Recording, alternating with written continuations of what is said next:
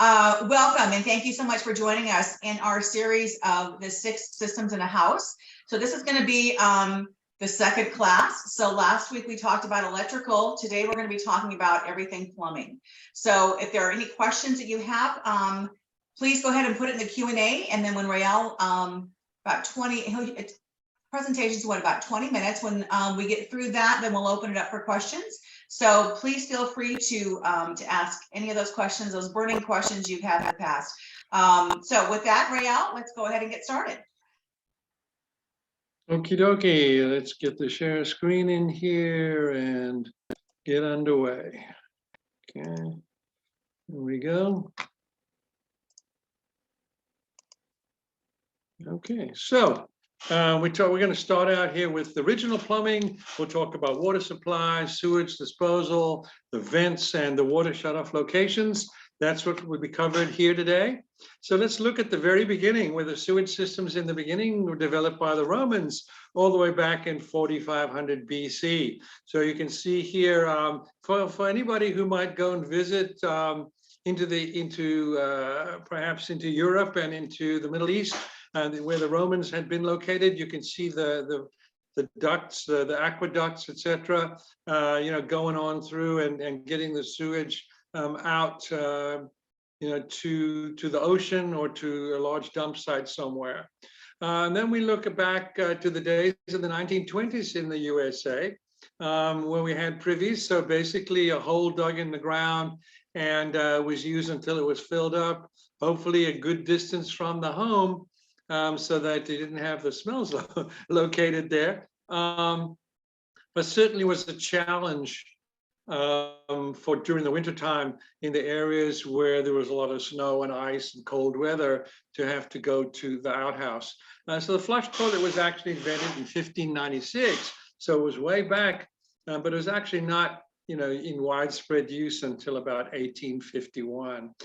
So we have perhaps now when we go to a concert or we go to an event, and they have the present day outhouses. So we see these Jiffy Johnnies located on building sites and at all different kinds of events where lots of folks may need to go to the restroom, and it's not in a building per se, where it's easily accessible. And they're kind of looking at one of the early nice bathrooms that we would have seen perhaps in the 40s and 50s, where we have a claw cast iron heavy duty tub.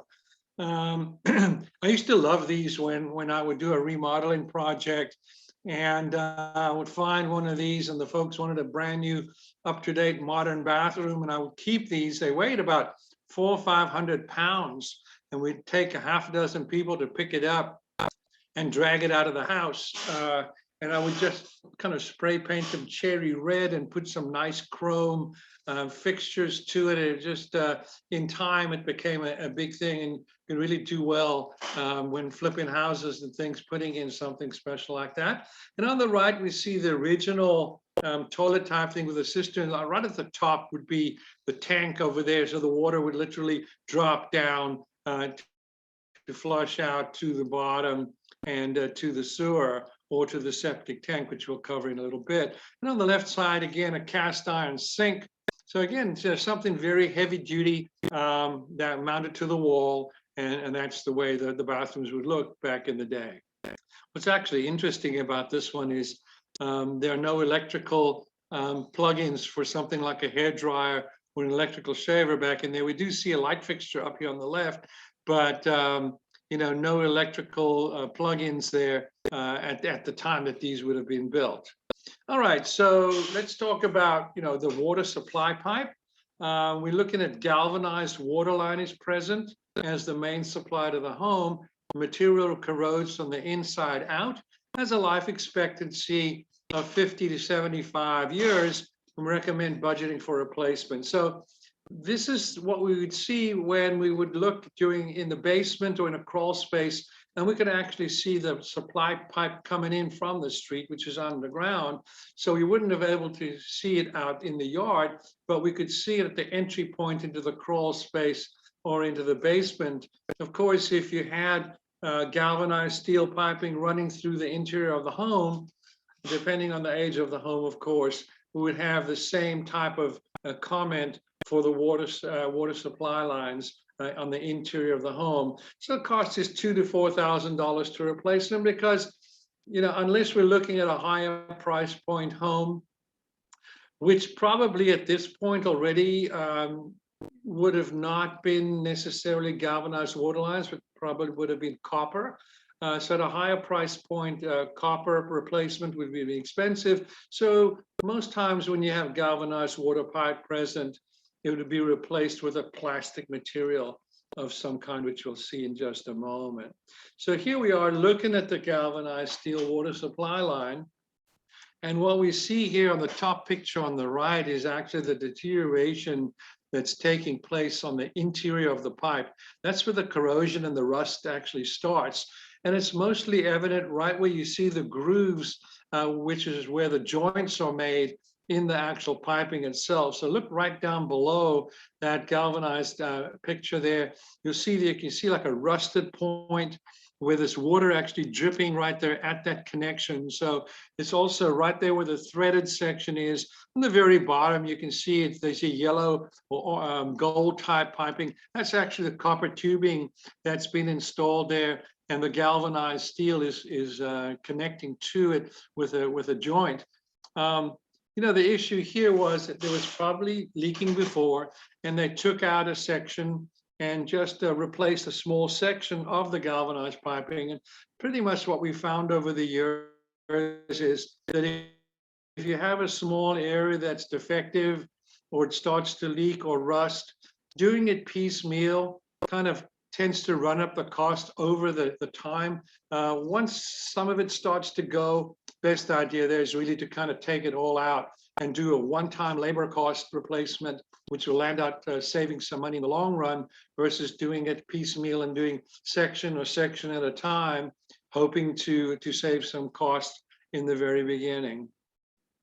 So another way that we can tell if we can't actually see the piping is the way we can tell that we've got some corrosion taking place or deterioration of a galvanized steel is a discoloration of the water.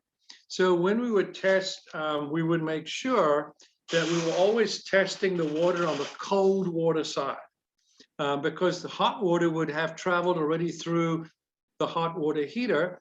And in the hot water heater's case, there might have been some corrosion in the hot water heater, perhaps some sediment that had dropped to the bottom of the hot water heater tank. And when the hot water heater was turned on, we would get discolored water coming in to the sink or the faucet or even into the toilet that we'd be using for the water to come in through there. But if we tested just on the cold water side, then we would see this discoloration. We would have a pretty good idea that, hey, this is actually coming in from the street this way, and so we probably would need a replacement of the water line, and even perhaps putting a filter on the main water supply line may help on the short-term basis. So here comes the question. We look at the right side picture where we see that solder was the method of joining copper piping together. And whereas galvanized, it was basically screwing in the threaded area into a fitting. And when we used copper, we would use solder and heat. But the EPA changed the method of installation by removing lead from solder. So we still have copper piping being installed, but you got to figure out that the people that actually know how to install the copper were getting less and less. A lot of the folks that were the plumbers of yesteryear were perhaps folks that during the 1940s, 30s, 40s, 50s, were folks that were building ships, during this for the Second World War, and prior to that, these folks are all gotten older. They've passed away. They're no longer around in the workforce. They've retired. So it became more and more difficult and therefore more and more expensive. The price of copper also went through the roof. So, we had to figure out, well, okay, how are we going to continue to put in copper if folks wanted to be on that higher price end of piping material. So they have actually a crimping tool that's used now instead of solder in present day construction. So in actual fact, the press fittings install actually quicker, faster, and easier, and they don't require a torch anymore. So the pipe doesn't really have to be clean. So we used to take a little bit of sort of a sandpaper type thing and kind of scrape up and clean off the ends as they were being joined to the couplings on the copper, and then you would sweat that solder into the joints to be there. If you look carefully at the picture on the left, you can see some little silver lines right here at all the joints, and that is actually the solder that you can see that was used to put these pipes together. So from there we went to this crimping tool that you see right here, and that provides several hundred PSI, pounds per square inch, of actual compression on all of these joints. You see the joint here, this is a fitting. You can see the little split edges right here that gets crimped on down onto the water pipe itself to make the seal. Okay, so then we started moving away in the medium to lower price range homes. We started using plastics for our water supply. So the first plastic that we went to was actually a product called polybutylene. You can see a picture of it right here. Polybutylene, you can see this says PB right here. So that's the demarcation of that particular product. And there's still a whole lot of it out there. So when we do inspections, we do come across it, pretty often in homes that were built between the 70s and the 90s. The issue with polybutylene is it turned out to be a defective product. So it was manufactured from the 1970s up to 1996. Manufacturing ceased in 1996, and it actually became a class action lawsuit because it was a defective product. But in the lawsuit was exposed, and there was argument back and forth by the manufacturers. Was it the plastic itself on the piping, or was it those little crimping tool, little joint that you see right here in the picture? What was it that was actually the defective issue? And it turns out the arguments went back and forth, and it turned out that the manufacturers had to pay for the replacement of those pipes. It's interesting that some of the argument was involved. Somebody apparently hadn't checked to see that even though the piping was okay to carry the water, the chemicals that are in our water could have had a negative impact on the actual material itself. And as I said, there's still a lot of it out there, and we would have to report it in the inspection report as a product that had been part of a class action lawsuit. And even though it's been around even now for like 20, 30 years since it was installed, it probably is going to bump up the cost of insurance for that house if it's not replaced. So just kind of be aware for your agents that they know about the polybutylene issue. After that, they moved on to CPVC, which is a rigid pipe. It's basically cut, glue, and go. When you see CPVC, which is the one on the left, it's kind of a bone color, an off-white beige kind of looking color, and that's actually meant for carrying hot water for supply lines. On the right side picture, you see these are photograph here on the right side of the PVC piping, which is for waste lines and cold water supply. So you can see over here the piping is a lot bigger because it is for sewer disposal.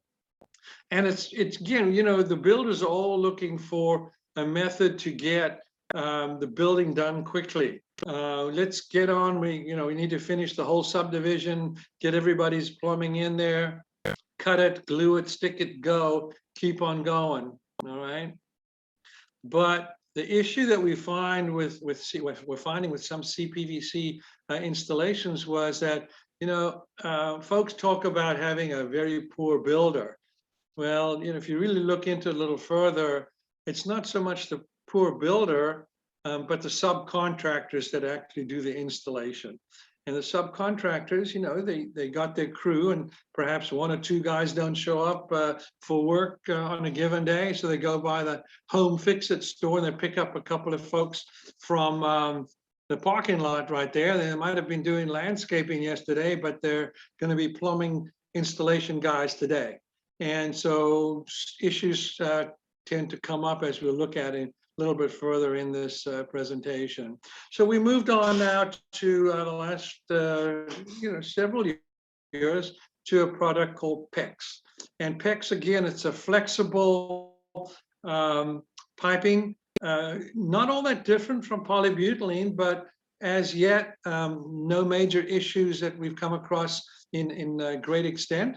It's blue for the cold and red for the hot. You can see again on the right-hand side here, the little crimp connector that's there, but it's quick and it's easy to be installed.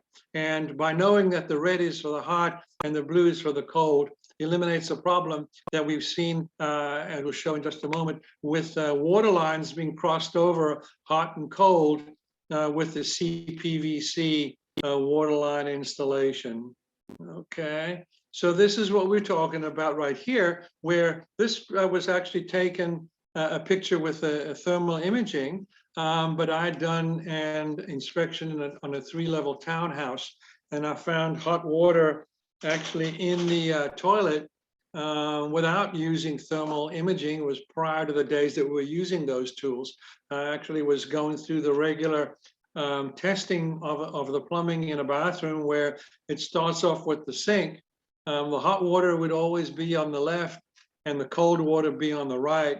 And you test that and everything worked out there. We would stop the stopper, hold the water in the sink for a little bit, release it, look up underneath the sink to see that there was no leaking there, moved on to the shower and tested the shower. Again, left would be hot, right would be cold, make sure the water drained out of the shower well, and then took the same thing with the tub, hot on the left, cold on the right, tested the shower head if there was one there, because you have a separate shower, maybe not, and then going in and flush the toilet.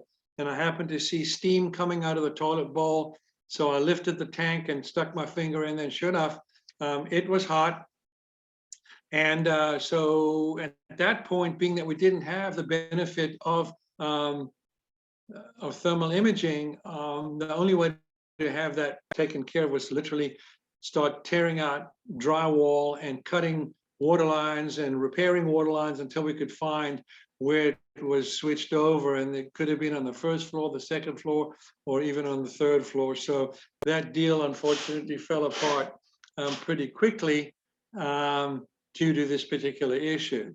We're always looking for testing the actual water pressure, and there's a pressure regulator installed in every home, and the pressure regulator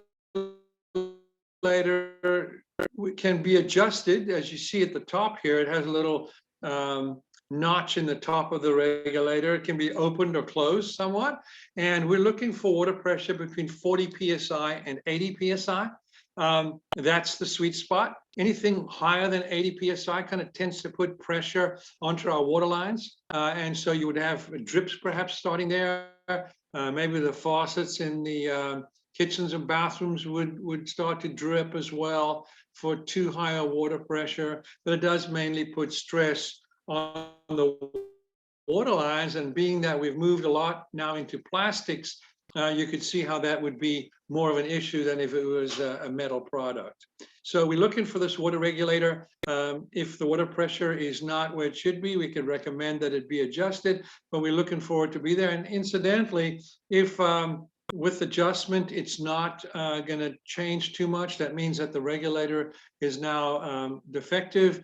It's a very easy fix. You see the 2 bolts on that actual regulator itself that attach to the water supply lines. Those are just 2 bolts that would be released, and you replace the regulator. It's approximately a 35-minute to 45-minute plumbing repair. You're probably looking at $500 to $700 approximately to have one of these replaced these days, but it's not a big of a deal.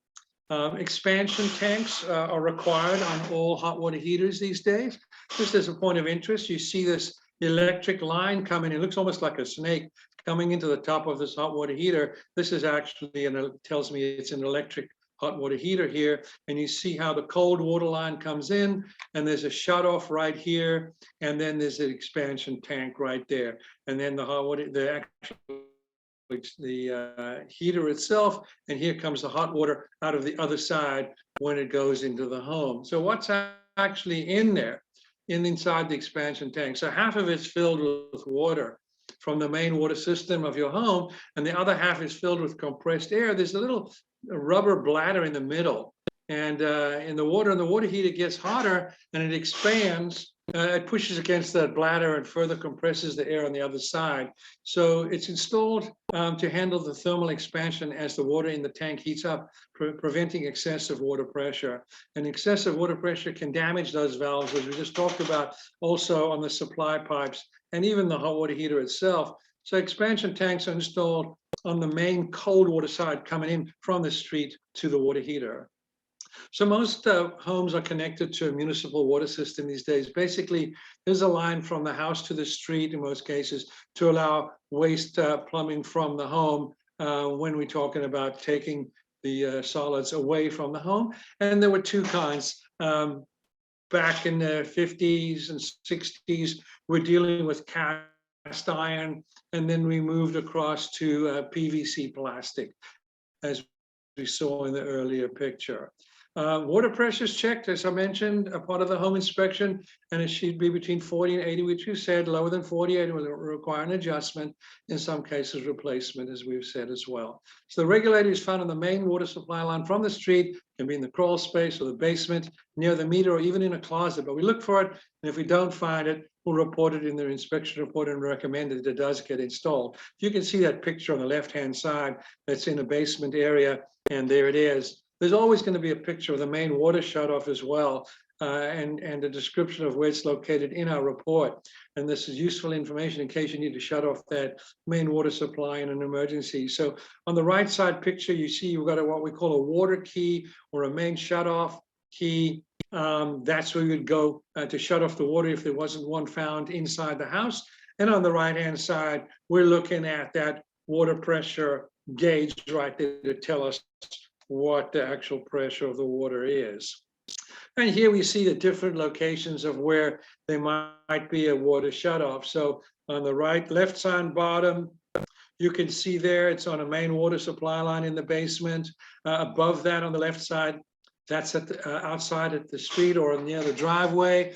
Bottom right side is just a main water shutoff, and it's actually in a finished basement with a little pop-out panel. So you can see we've popped out that panel there on the right side, and that's where the water shutoff is. So that particular picture would be in the inspection report, and that's how you would be able to go there and shut it off. And right above it, we're looking at a crawl space here, and again, just showing the main water shutoff location coming into the house itself right there.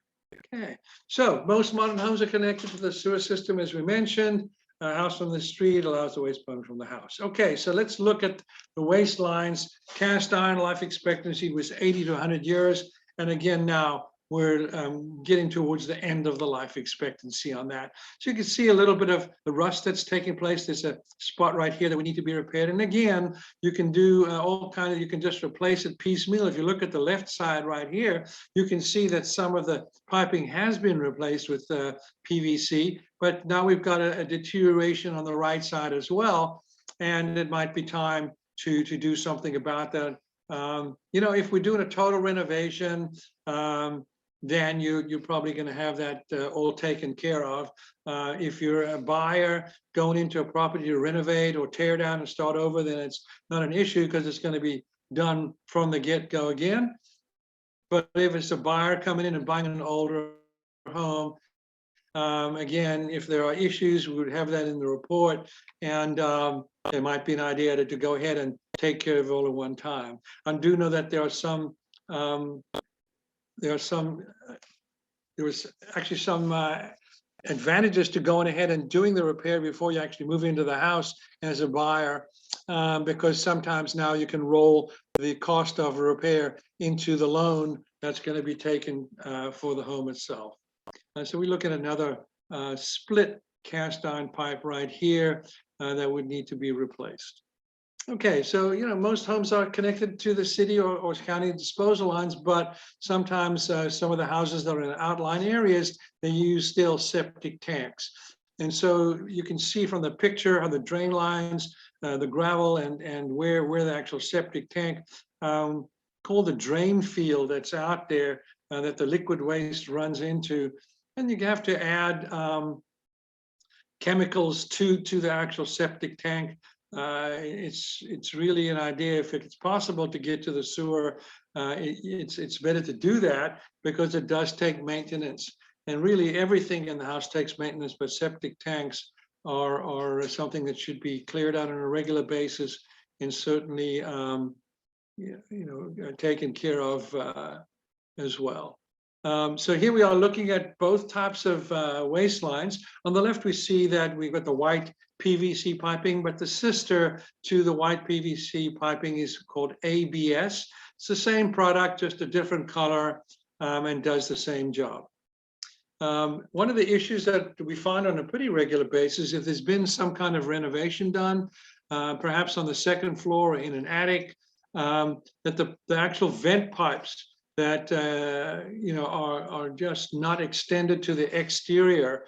They're just left to put the sewer gases into the attic space, which is not good. So we want to make sure that when we see these, we would have it in our report, and also make sure that they are extended, or you're going to have that sewer smell up in the finished areas until those pipes are actually terminated to the exterior.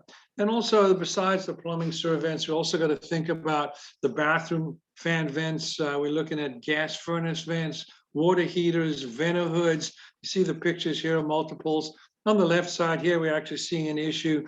We have a dryer vent that's sort of snapped off, but you can see there's some of the mold that started to form here. This is really common with bathroom vents coming up. You can see there's actually been some replacement of plywood in this particular case. So the rot had taken place there. In this picture on the right, you see it's a bath vent fan that's just popping that moisture from the shower into the attic space. And you can see some of that mildew and mold starting here as well. So it needs to be taken to the exterior from the building envelope. Let's talk just for a moment about hot water heaters. Tankless on the left, conventional on the right, the drip legs, of course, and expansion tanks. So we know about the expansion tanks. We've covered that a little earlier. You're looking for that little drip leg on the bottom left side of that photograph right there. It's a little extension. It carries, it's sort of all the little impurities that might be coming in through the gas line can drop down into that little drip leg right there. And it can, that's where we go to instead of making its way into the burner compartment of that hot water heater. So on the left, we see the tankless water heater right here. And for a good while, folks have been talking about, hey, maybe that's a great idea. I'll get a tankless water heater, takes up less space. And the whole misconception about the tankless water heater is that you get hot water immediately and then you never run out of hot water. Well, the second part of the statement is true, that you don't run out of hot water for as long as you're using it at that same location. So if you're at the shower and you got 6 or 7 people coming to take a shower in that one shower, you'll have hot water heater there for the length of time that you will take, that shower starts supplying hot water. But the hot water has to come from the tank to the shower location. In Europe and in the East, where they've had tankless water heaters for decades, the living spaces that folks have are a lot smaller than what we're used to here in the US. So just imagine that all the cold water that's already in that water line has to first be eliminated before the hot water heater from the tank gets to that location. In a case of an apartment, a condo, or something in Europe and in Asia, where the living space might be 600 to 1,000 square feet, versus what we deal with on a regular basis, 2,500 square feet and up. It would take that much longer for that cold water to get out of that water supply line. So yes, after you get the hot water from the tankless water heater, you'll have plenty of hot water continuing on for as long as you need it. But it still does take that elimination of the water from that hot water heater tank water lines to the shower location. So the same actually works really for the tank water heater that we see on the right. And by the way, on the left, we're looking at $2,000 plus for a tankless water heater, and the life expectancy is actually 20 years. But the life expectancy on a tank water heater is 8 to 12 years. So we're really looking at sort of twice the amount of life expectancy for a tankless versus a tank water heater, but the cost is twice as much as well. So it's pretty much, okay, how do we want to go about doing our return on investment, tankless versus tank? That's a decision that the buyer could make. So that's what we have about the hot water heaters there.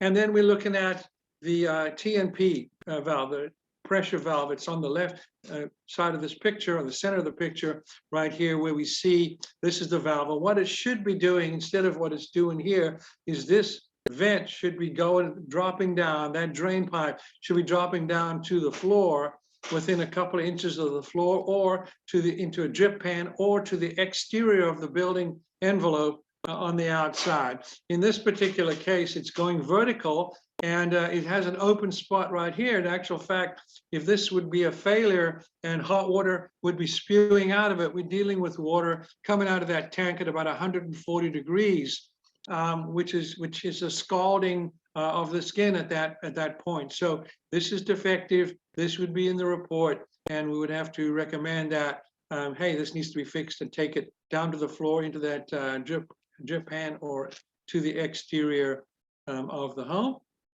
Same thing here, where it does go vertical. As you can see, that PVC pipe is also an issue, because PVC pipe is not meant to carry hot water. It's CPVC that should have been there. But regardless of that, it's going the wrong direction. It needs to go down and out. Loose toilets, sometimes, pretty common. It's really, again, a maintenance issue, where we look at the hot water, the toilet, excuse me, where that little wax seal has come loose. There are two bolts, actually. One's right here, and one's on the other side at the same location, where the bolts from the bottom of the structure is actually holding that toilet down to the floor. When it gets loose, it just needs some tightening to hold it in place. If it's not taken care of, and the toilet rocks and rolls all over the place, then the wax seal gets compromised, and then we have a leak that goes below. And that's what it looks like. So on the right side, you see the pretty extensive damage that's underneath the floor here, where it's all rotted, and eventually that toilet would just sag through the floor. This is actually right below this toilet. You can actually see the discoloration around the toilet here, which is, because the wax seal has been compromised, and it's been leaking through there. So that would definitely need to be a replacement of the flooring, subflooring, and then put the toilet back into place. Probably be a little bit of structural reinforcement needed here as well. This is what we call Bubba plumbing. First of all, there's a trap right here that's got these flexible grooves in it. That's not good there. This is totally going the wrong way. So some Home Fix It was the way this was done. Recommend that plumbing is done by a qualified contractor. Also, fixing of plumbing leaks with duct tape is not a great idea. It doesn't hold up over time. A lot of times people think that they'd have to take out a permit in order to get plumbing drain lines fixed, as long as it's not concealed in the wall and can easily be seen at some point later. It's not necessary. We can have a plumber come in and do a plumbing fix it, or if it's a qualified do-it-yourselfer. But duct tape is not the way to go. And certainly, if you have a spare radiator hose hanging around from the car, you could use that as a means of getting the water out of there as well. So lots of different stuff goes on with plumbing. Pretty pretty much if you have a plumbing issue, you see something on your inspection report, you'd like to ask a question, us at Home Probe, we're always available for questions. You could just pop us a question to home-probe.com.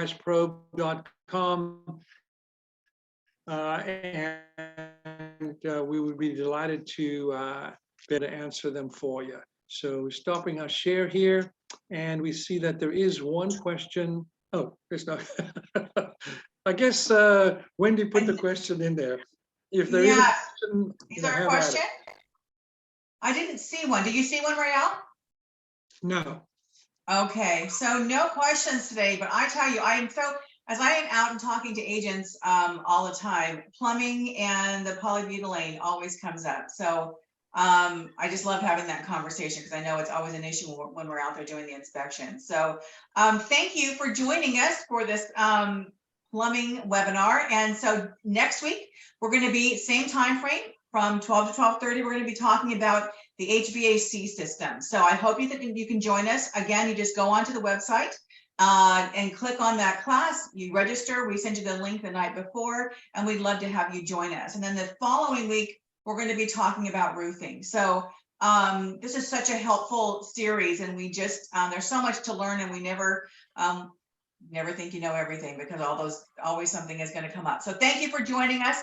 We hope we've helped answer some of those questions, and always feel free to reach out to our office if anything else comes up. So thank you. We'll see you next week. Bye-bye, everybody. Bye, Wendy. Bye-bye. Bye, Stephanie. See ya. Bye. Bye.